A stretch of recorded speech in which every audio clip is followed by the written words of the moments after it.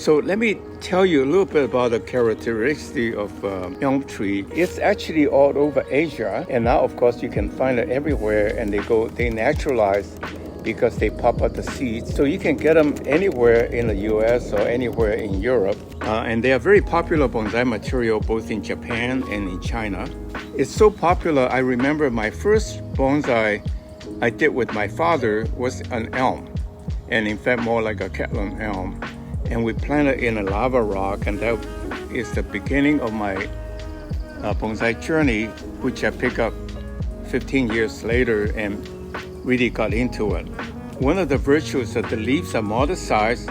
I would say a healthy elm can have a little bit over 1 inch size leaves, but on the other hand, if you work on it as the ramification increases, it could be really reduced to 1/4 inch size, which makes it really appropriate for shohin.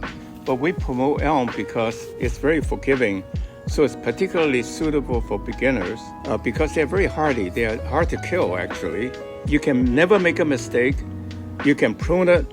It'll grow right back based on natural growing habit to look natural, wonderful. It will make a wonderful bonsai.